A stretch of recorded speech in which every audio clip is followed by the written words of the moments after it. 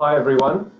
Welcome to our webinar today, how to customize Microsoft Teams to your ways of working. We're Content Formula. We develop intranets and digital workplace tools. And we do this using SharePoint, Teams, and broader Office 365. And we work in a really interesting industry. Things move very fast, and we're constantly having to change our own offerings to fit the changing technology landscape. So, for example, on the intranet side of things, we used to build a lot of custom SharePoint intranets, but in the last 2 to 3 years, we've seen the rise of the intranet in a box. And these are ready-made or nearly made solutions that sit on top of SharePoint. And so we work with a framework called Wisdom. And rather than being an intranet in a box, it's more like a intranet Lego. Gives you all of the intranet basics that all companies want: news, people directory, forms, policy management, page templates and project sites, all of those things. But because it integrates deeply with lots of different parts of Office 365, it allows us to build custom applications and tools to suit your business. So it's very extendable and customizable. And this is where we're going to focus the discussion today. We're going to talk about creating custom tools and apps with Office 365, but with a particular focus on Teams, although much of what we're going to talk about actually it works across different parts of Office 365 as well. So it's not just Teams, but because Teams is such a popular tool, we felt that that would be a good sort of focus point for the discussion. So this session is going to be relevant to our customers who are using Wisdom as their intranet framework, but it's also relevant for those who aren't using Wisdom. So don't kind of concern with yourself with that. So digital transformation, the hype has subsided now, and companies are getting on with a job of becoming more digital, which is really good. At the same time, we're seeing the technology is getting much more powerful. So, for example, let's look at Office 365. We're seeing many more tools are being added by Microsoft, and the integrations and connections between those Office 365 tools are improving as well. And on top of this, people who are using these tools, they're getting used to using them in their day-to-day jobs. And we see lots of companies really embracing Teams in particular. But as they do this, they start to look for ways to get the tools to work more closely with their processes and their ways of working. For simple use cases, it is possible to use tools like Teams and Planner and Flow just out of the box to support you. But what a lot of people find with these is that when you start using them a fair bit, the out-of-the-box offering starts to uncover some gaps. For example, let me give you an example of some of these gaps. In Teams, there's no built-in way to control the provisioning of Teams.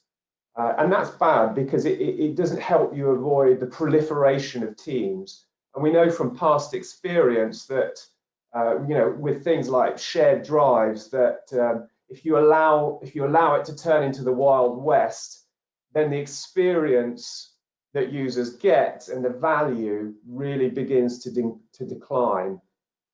But on a more positive note, we also start to see gaps related to opportunities when we use tools like Teams. And by opportunities, I mean things that start with the words, if only we could get Teams to do X, Y, Z. For example, if only we could get Teams to enforce our project management process. And so this is going to be our focus today. We're going to show you how Teams can be adapted, tailored, and customized to fit your ways of working. We're going to start by looking at 3 common business cases where we've used Teams but customized it to suit the situation. So the first case we're going to look at is recovering enterprise knowledge that is being created within teams, but risks becoming lost as that project ends. And we can recover that knowledge by archiving it, tagging it, and making it all searchable. So that's going to be one of the cases we're going to cover. Another case we're going to cover is creating teams templates so that you can provision different types of teams to suit different business scenarios. A third case we're going to look at is using teams to help enforce business processes. So really that's kind of looking at building workflows in teams, intelligent workflows that do all sorts of clever things and deploy different things within teams. Once we've gone through those cases, we're then going to show you some of the techniques and tools within Office 365 that allow you to do all of this. We're going to keep it fairly high level. The intention here isn't to teach the technical ins and outs of how to do it, but rather to show you the art of the possible. We'll introduce you to some of the underlying technologies that make it all possible. So things like Office Graph, for example. Yeah, before we get started, I'd encourage you to ask questions. If you could put any questions in the main chat window on GoToWebinar, that would be great. But yeah, before we dive in, it makes sense that we introduce ourselves. So I'm Dan Hawtrey. I'm the founder and MD of Content Formula. As well as managing the overall business, when it comes to projects, I mostly get involved in the sales side of things at the start of the project. Over to you, John. Yeah, so I'm John Scott. I'm the User Experience Director at Content Formula. And I typically get involved at the very start of a project, running discovery, working out what the requirements are, understanding the business context, what the problem is, what the scenarios are, and making sure that when we actually produce a design for a system or intranet, that meets the objectives and addresses those requirements. Cool. So, hey everyone, I'm Joe Perry and I'm Technical Director at Content Formula. So part of my role is overseeing delivery and implementation of not only Wisdom solutions, but custom solutions as well. Obviously work very closely with John as well to understand the requirements, but from a technical point of view. So looking at the whole technical landscape that we have to offer and recommending tools and best ways to deliver these solutions that John's working on. Great. Okay, thanks guys. So John, you get started. Tell us about some of these Sure. business cases. So yeah, as Dan mentioned, we're going to look at 3 particular business problems or scenarios: recovering enterprise knowledge that's been lost in teams, creating teams templates to suit different business scenarios. That's sort of provisioning basically, and using teams to actually drive business processes. Now, just to make sure we're on the same page, because there are some people who've joined who may not actually have first-hand experience of Microsoft Teams or even seen much of it at all. So I just want to make sure that we're all on the same page there. So I'm just going to go to the Teams here and just give a very quick overview. So this is Teams. On the left here, you've got your activity feed and your chat window and your actual list of teams. So here we've got we've got 5 teams set up. So we've got Demo Team 1, Project Delta, Outside In Initiative, and so on. And within each of those teams, we actually can have different channels, the sort of sub sections within each team.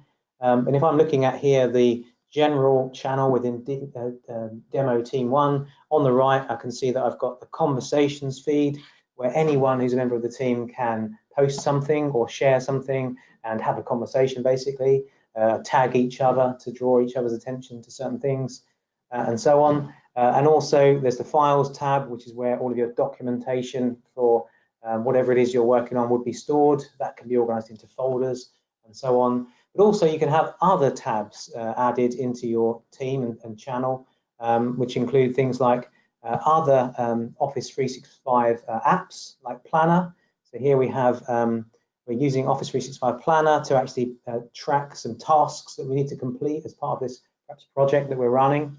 So that's a tab that's been added there. Also, we've pinned a document from our files section as a tab, the project brief.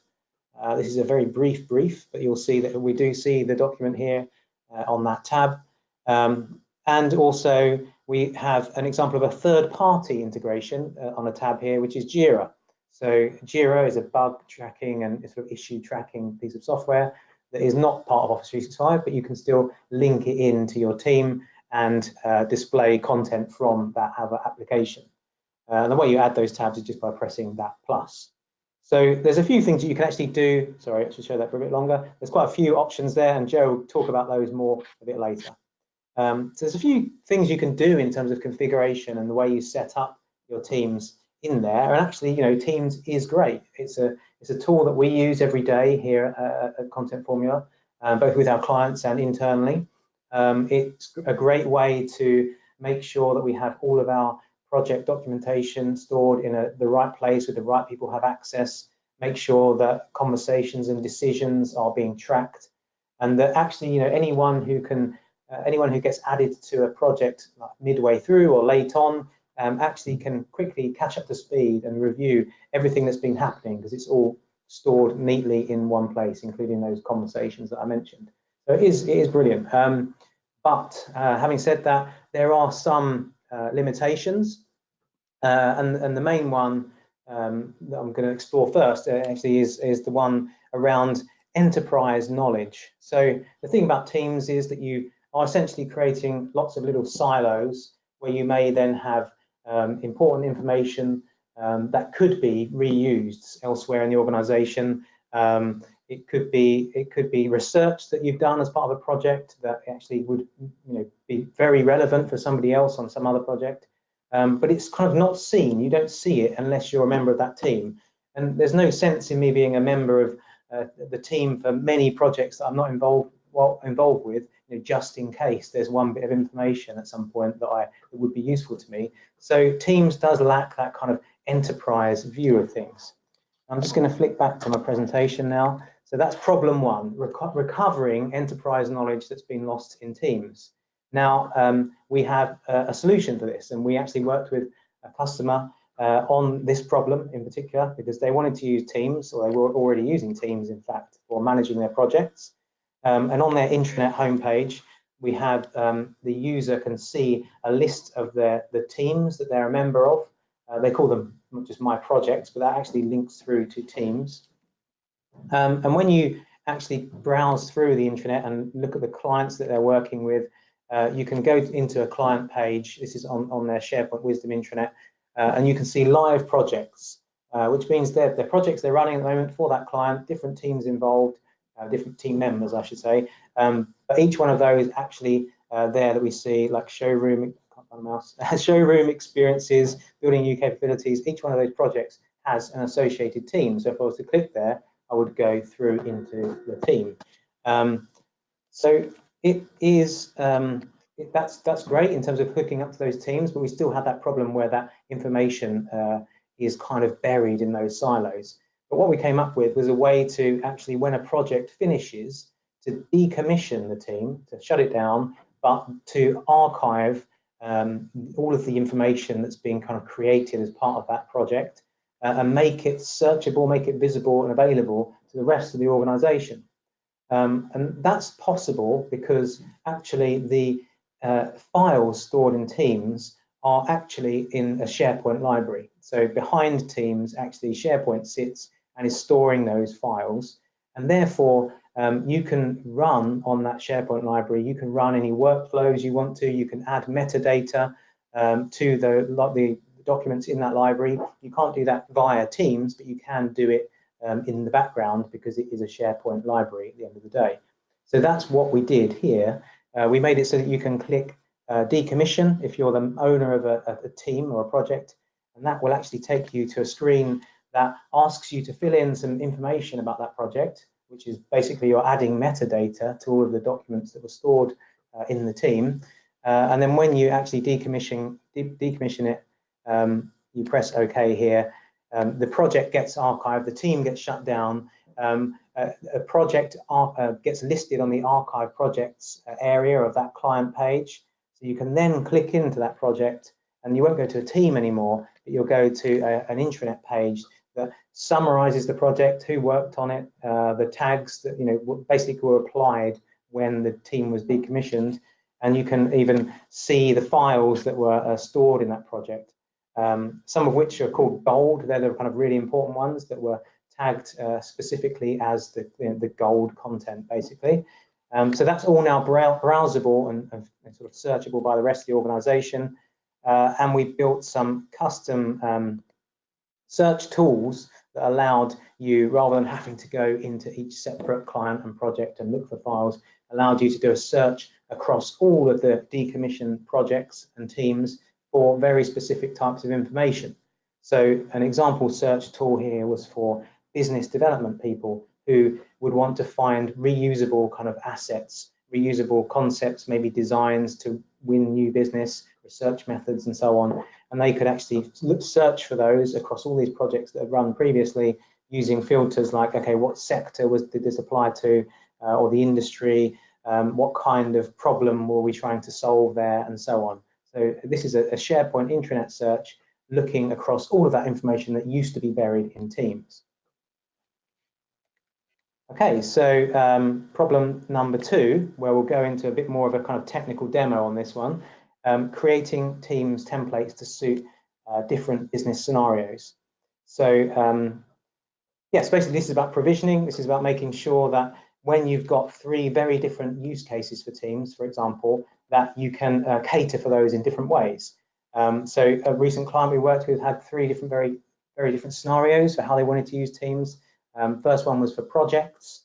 The second one was for when they're running bids, the bid process, and they wanted to manage all of that through a team. And also communities of practice. So actually places or teams where there was no defined start and end point. It wasn't a process that they were following. It was just more about knowledge sharing and kind of helping out each other in a particular discipline, like engineering, for example, as it was in this one. Yeah, so in each of those 3 different scenarios, you really want to have quite a different setup for your team. You don't want everyone to have to go in, have a blank canvas, and then configure it for their project or configure it so that it's suitable for their bid process. You want to have it ready-made, set up with the right channels and templates and so on.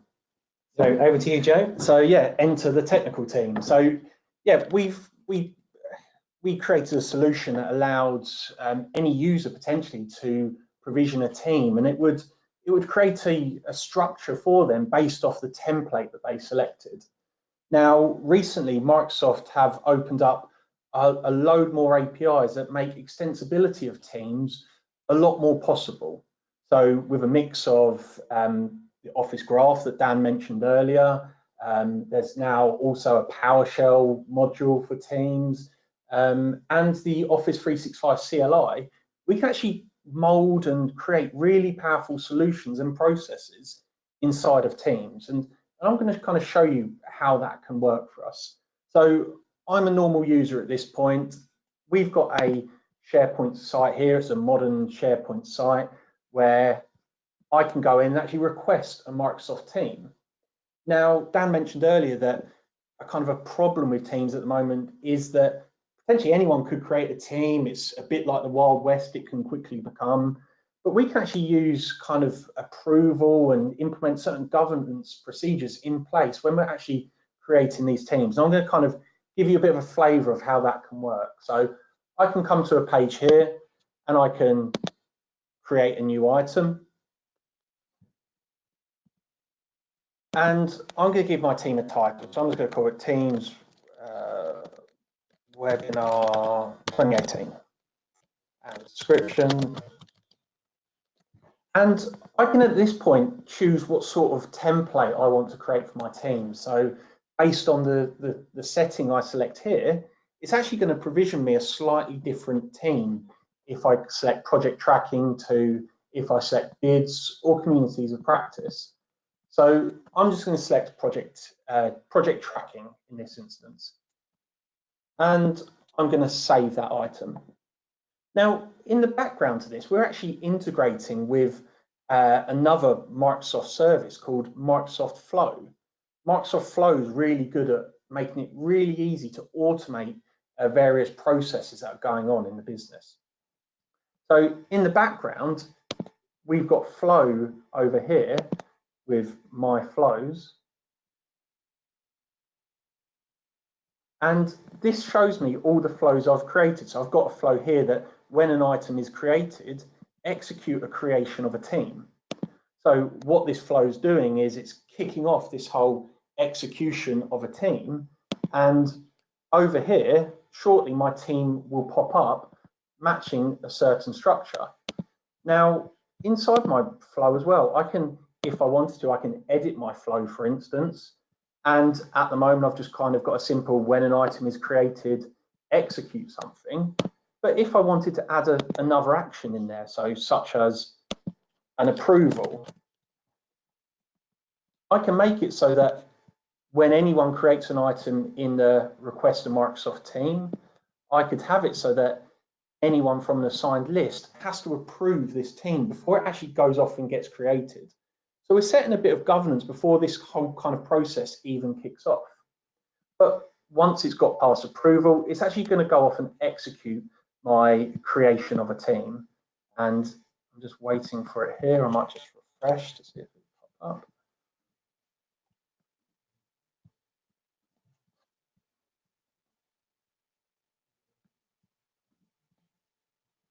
So once my team's created, it's also going to do a few other things. It's going to invite me to be part of that team. It's going to create me some channels on that team as well, so that they're going to match my kind of structure that I've said inside of my team. So for some reason it's not quite created yet. I'm just going to check the flow to see the history of my flow to see if it's created yet. So my flow is telling me it's created. It's not popped up here yet, and a thing that sometimes has to happen is that I have to sign out and sign back in for it to appear, which is a bit of an annoyance. Especially during a webinar. Yeah, exactly. So I'm just going to quickly sign back in here. It's just to accelerate the process of seeing it, though, isn't it? Exactly. Normally, yeah. Normally it would come in within 2 or 3 minutes, but I'm just going to approve that. We're using two-factor authentication, by the way, for Office 365, which we recommend everyone does as a security precaution.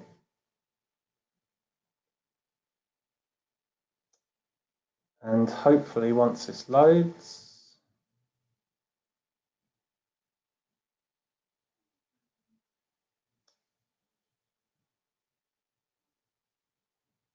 it's not popped up yet, so hopefully that will pop up there shortly. But I've got one here that I created just before this session that obviously worked fine. You can see here, it has created it with certain channels associated with it. So it's built out a structure as part of this provisioning.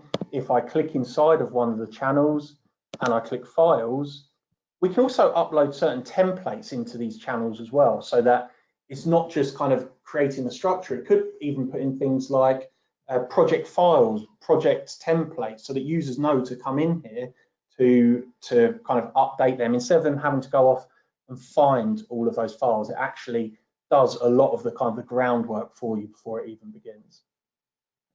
You could have those files stored in a central templates library or something, couldn't you? So, yeah, absolutely. So you've got a master list that is being fetched from and pushed into the team when it gets created. Exactly. Yeah. That you can, from an administration point of view, you can kind of tailor that structure however you want for each of your different templates. So if I go back into my team site here and I create another one, I can create as many team types as I like. I can structure each one differently. I can even have different types of approvals based on the different bits of information that are being entered here. So it can ask IT if it's a project, but if it's a bid, it goes to sales. And if it's communities of practice, it goes to the communications team. So it gives us a lot of flexibility here because we're using tools like Flow that make it really easy for us to edit that whole process. It gives a really nice user interface to add in extra actions whenever we need to.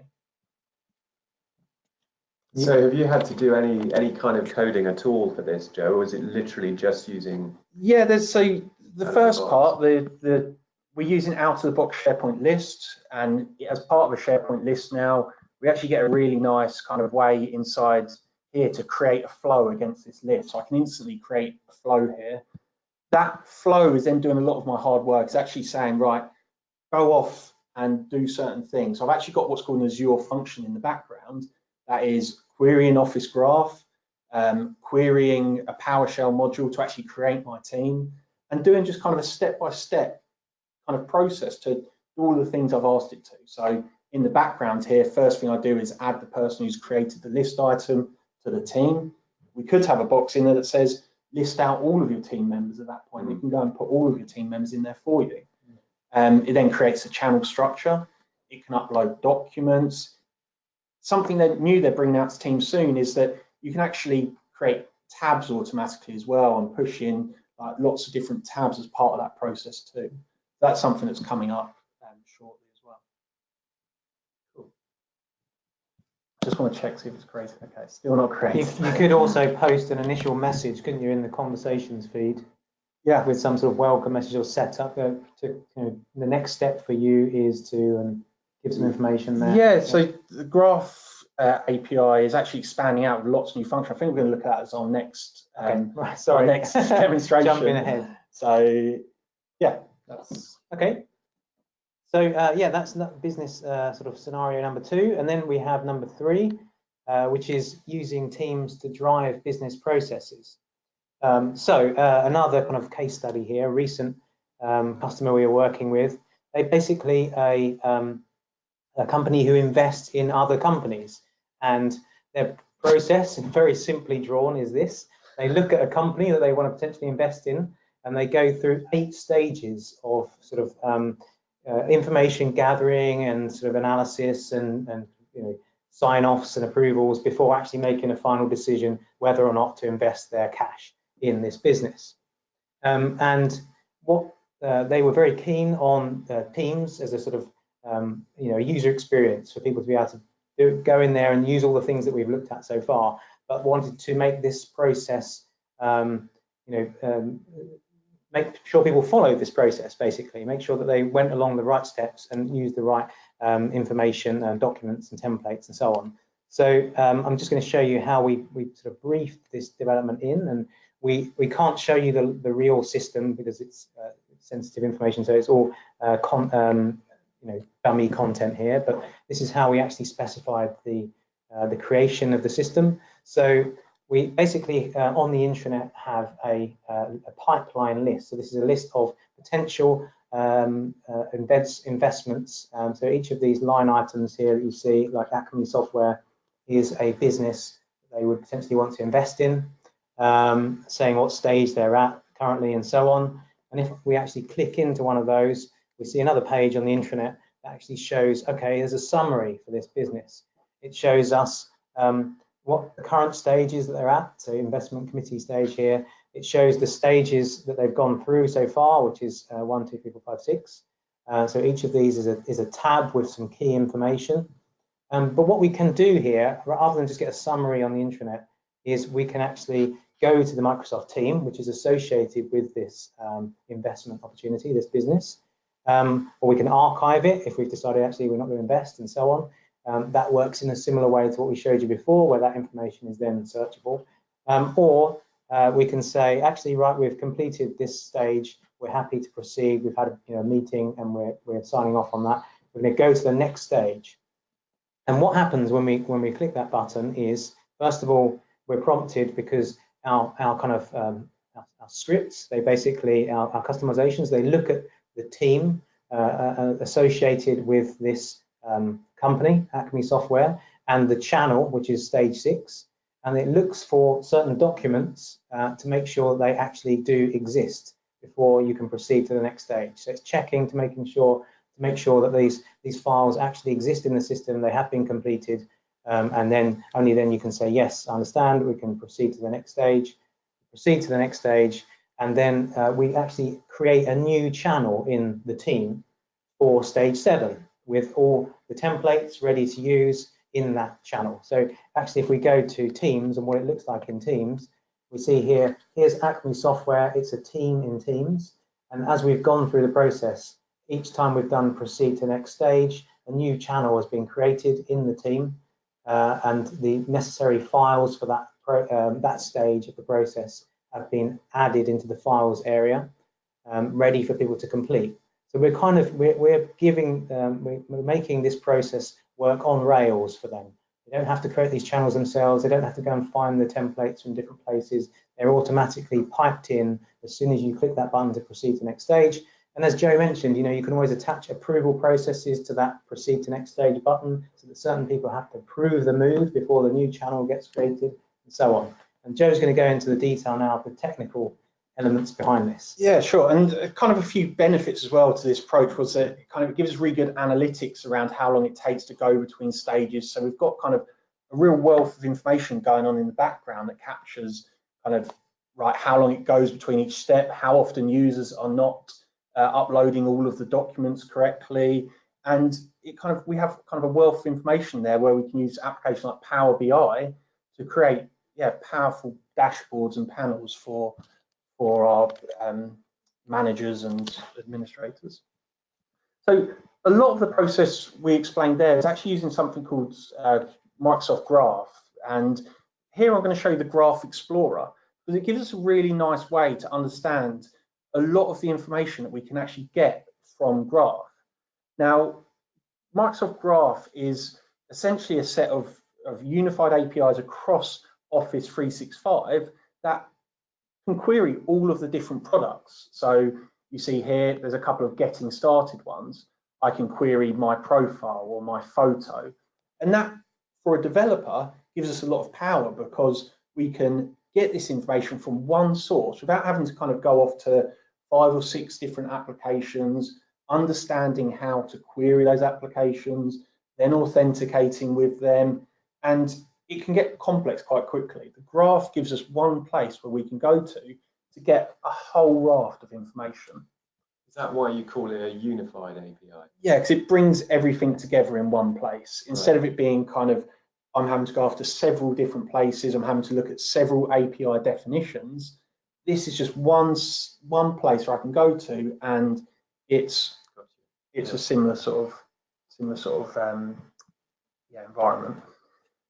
So inside of here, Microsoft Teams, the API is actually in beta mode at the moment. I believe that's coming out this winter. The full version 1 API of this is due to launch soon.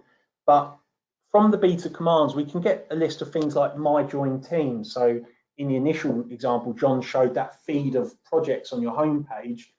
We've got a simple API call here that grabs us that information. We can then put it on a home page, on any part of an application to kind of show this to our users. And using all of these different things here, so things like create a channel or create a chat thread, we can really kind of make that Teams experience much more kind of fluent, much more kind of, I guess, bespoke for that kind of team requirement. So this API gives us a lot of power there. Now, it's not only restricted to Microsoft Teams, there's a lot of stuff with SharePoint we do there as well. John mentioned us having to check different files to see if they change size. This helps us achieve that as well, because we can check the file, we can see what size it was before, we can see what size it is now. And if it doesn't pass that rule, we then don't allow them to go to the next stage, or we make them tick a box to make sure that they understand that they're doing something that perhaps isn't conforming to kind of business governance rules and whatnot. So Graph Explorer gives us a lot of power here, because it's got a lot of APIs available to us. And this is something that Microsoft are continually adding to. Like, it gives us a lot of APIs at the moment. This is only going to grow over the coming months. A few weeks ago at Ignite, this was kind of a big topic around how much more they're going to do on this, how much more power they're actually going to give us as a development and consultancy team, so that the solutions we're delivering now are just going to get more and more powerful, because we're going to have a whole load more of APIs available.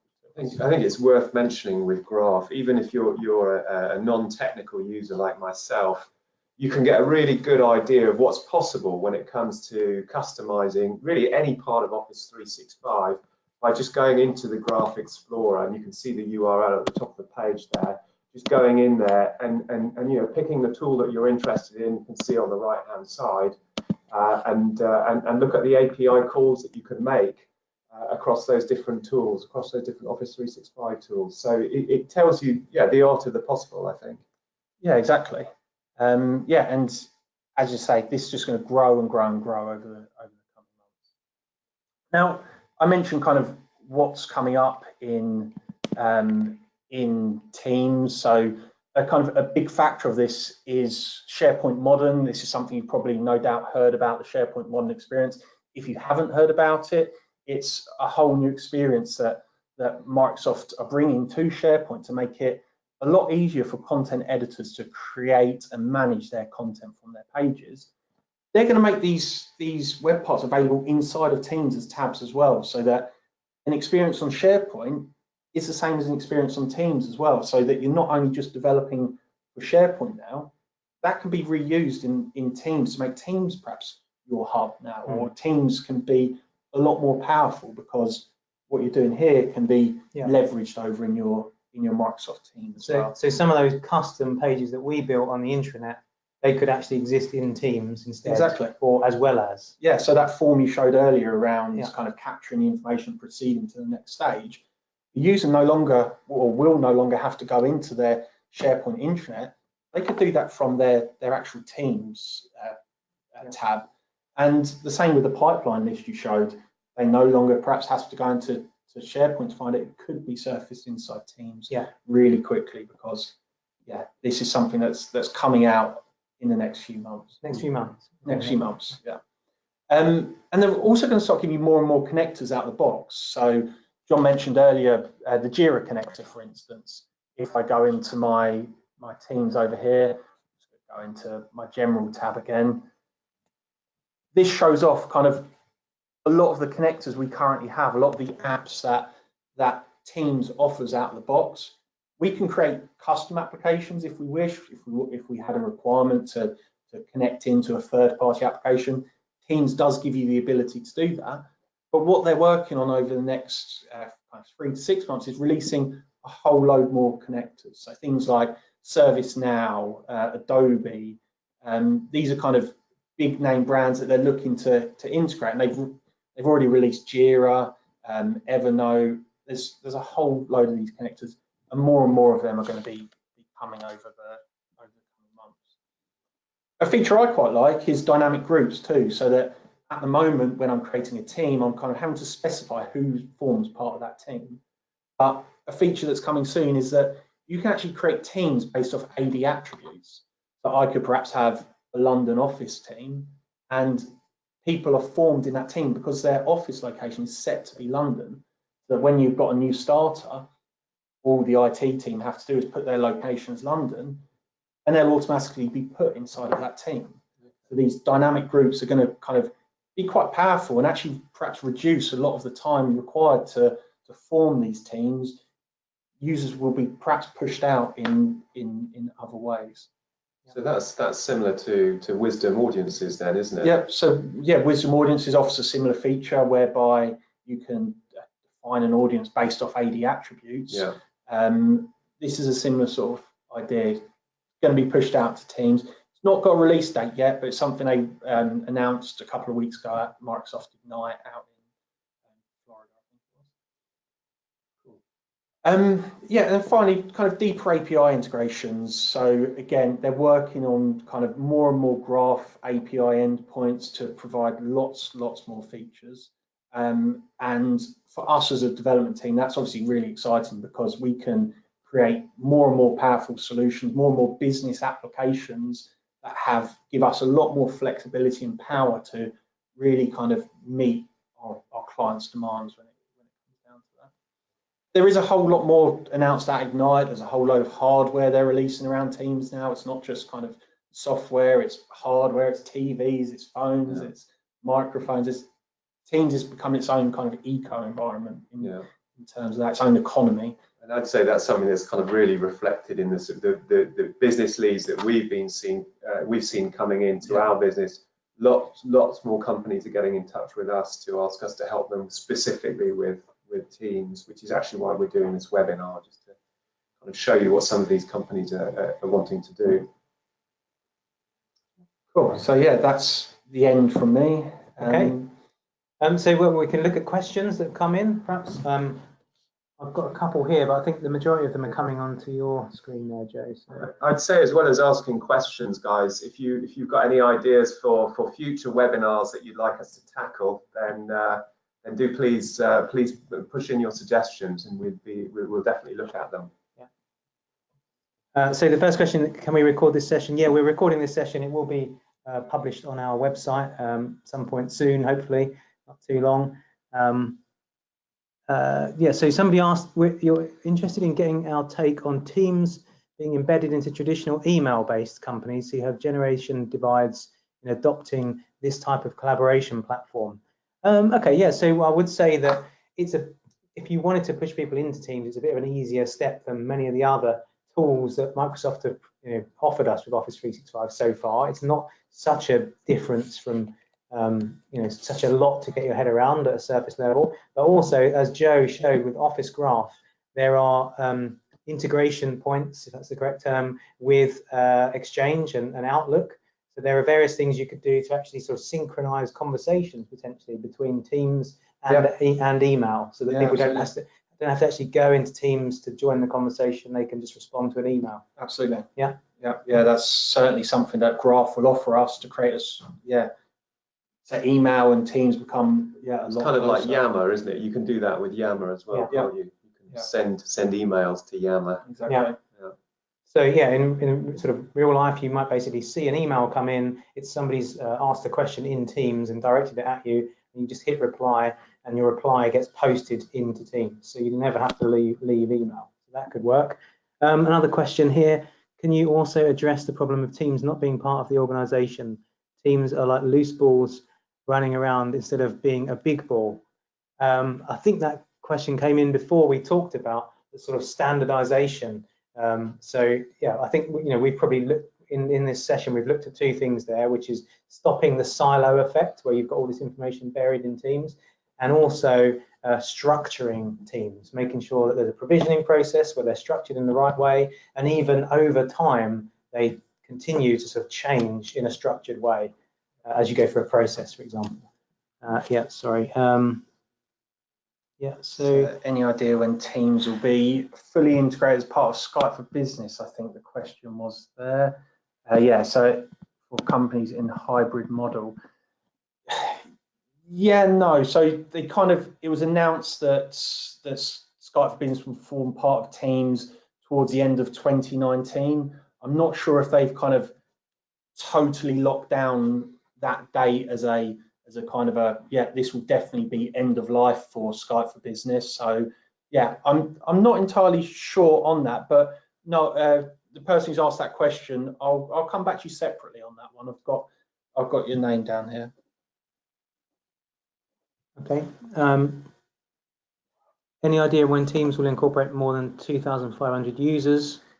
Again, I've read that on User Voice, so I can see that is actually one of the things they're working on User Voice. User Voice is a place where you can actually air your views to the Microsoft community product team, so you can, and it can get upvoted. So if I wanted a new feature, I can post it on User Voice, and it will kind of hopefully get developed. And there's a very active one on Teams, isn't there? Around a lot of people going in there and posting in their ideas and uploading their other people's ideas. And I've certainly seen that mentioned. So I couldn't give you a time frame on when that is, but another question. This is great, but are you not worried that Microsoft comes out with something very similar? I guess this is referring to these kind of custom interfaces we've created. Well, we're not worried, because actually I think that at the moment we have quite a lot of need for customization, even though we're using the API and so on. We still have to do a lot of custom elements. Over time, hopefully we'll have to do less custom and more just using the sort of the API and the controls that Microsoft provide. Yeah. It just means that it will be more cost efficient and easier for businesses to do this stuff rather than having to pay a lot more for a very sort of specific tool, let's say. So I think that will work fine. Yeah, and the templating option that we spoke about as our second point, how we can provision teams of a certain template, that is something Microsoft are actually delivering. They are going to deliver a whole kind of template provisioning engine eventually. Yeah. Again, it's not kind of been set when that's going to be, but at Ignite last week they said that at some point there will be some way of saying this team can look like this structure and this team can look like that structure. Right now it's not available out of the box, but will Flow replace the workflow engine in SharePoint? Hey, it sort of is, isn't it? But it's not fully. Not fully. Yeah, I can't see kind of SharePoint designer workflows going away completely at this moment. Perhaps things like out-of-the-box approvals are getting phased out. It's so easy to add a flow now to a list that I think it's just going to be organically kind of taken over because users are creating more and more flows and less SharePoint workflows. So your main access to Teams is through the SharePoint intranet. Intranet is like the enterprise glue. I mean, that is true. I think, you know, we still see a place for intranets as that kind of glue. It does allow you to have this sort of view of all sorts of things that are happening across Office 365. So it still absolutely has its purpose. So yeah, I don't see that necessarily going away completely. I just think we'll have more and more opportunity to have the things that we showed that are currently on the intranet also in other places, available to do in other places. You won't have to go for the intranet, but you still could. Lots of, okay, so sorry, I can't scroll this thing. So we met a box bigger. All right, let's try. Like your tools for creating teams, however, it still feels like if you're creating lots of silos, do you provide a method for providing a single view of the conversations and activity going on in the various teams? Well, this is an API call that isn't yet available. Yeah, so this is something John asks me about most weeks. Every week, I ask Joe, is this possible? Yeah. Yeah, it's not available right now. There is no kind of place where I can just kind of query all of my user activity. So from Teams, for instance, if I'm not sharing my screen, sorry, but in Teams, I can obviously see my activity feed in the top left corner. At this moment in time, there's no easy query for that. We've investigated ways of kind of looking at all the kind of activity that's going on, like looking at conversations and document updates and all that, and kind of creating an aggregated feed ourselves. But we're just hoping Microsoft's going to come out with something around that. And I'd imagine that's got to be on the horizon. Okay. Creating a team based on an existing team template from the UX gives a lot to wish for. So do you actually have those team templates, or is the script that puts different content when a team is created based on a template? I guess it's a good question. Could somebody create the template in Teams and say that team is now our example, is our template, and we want to build that one every time a new one is created? Could that be done? Yeah, absolutely. Because the underlying like fundamentals of Teams is SharePoint. We can query all the information really quickly from there. Yeah. The Teams itself, we can get the channels. We can get all of the kind of variables that are involved in a team from Graph API.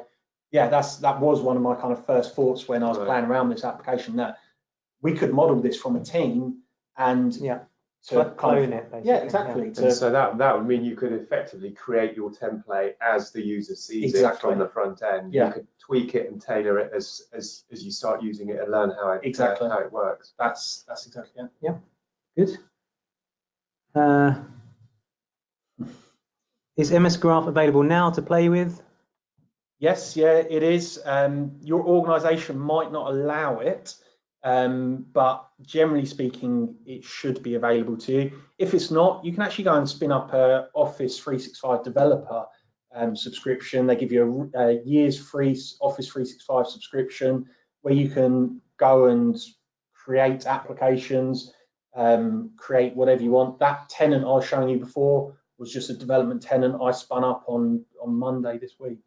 So it's really easy to see that now. Somebody mentioned that they'd like a future webinar on SharePoint and Dynamics portals, using Dynamics to bring self-service to SharePoint. So yeah, so it should be, there's some things I've been told aren't possible. Yeah, it'd be great for us to explore that. So I guess we'll add that to the list. Yeah. Hopefully we can do something on that. We might get in touch with you to get some more detail. Yes, about yeah, that. good point. So, Yeah. And can groups of users be provisioned as part of the process, so that a team can be set up, say, for a custom group of people? We can choose the membership of a team, can't we, when it's created? So so you don't have to add the members after it's created. I think based on what you were saying about these dynamic groups, you could essentially, assign users automatically to teams that you create.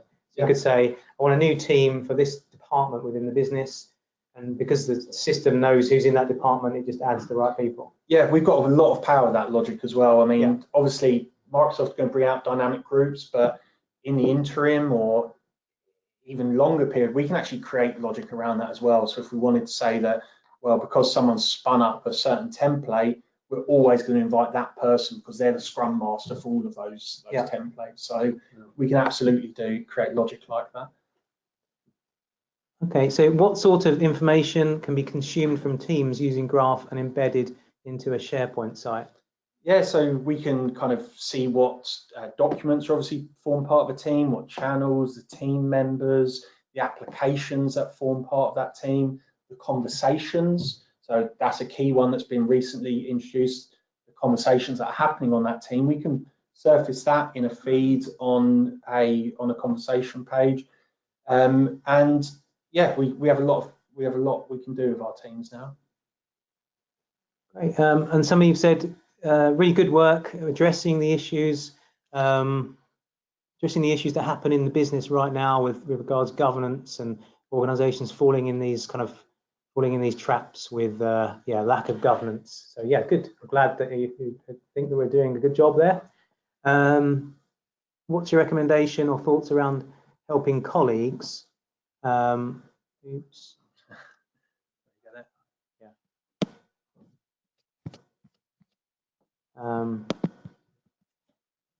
Some may be older in their mindset to understand SharePoint, Teams and Yammer and where to go for each.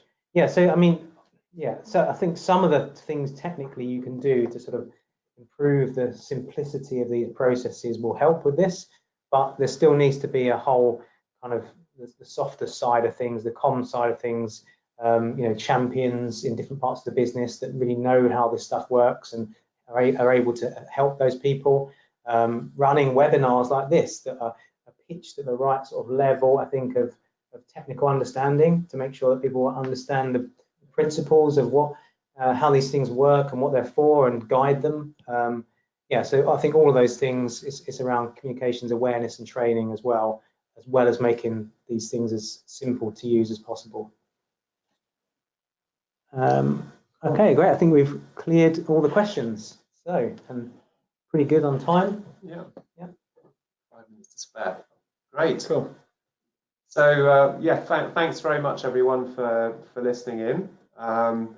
We'll probably be running another webinar sometime in the future, so keep a lookout for our emails announcing that. And as I said, we're happy to hear your suggestions as what you think would be a good webinar in future. So please drop us a note to let us know your ideas.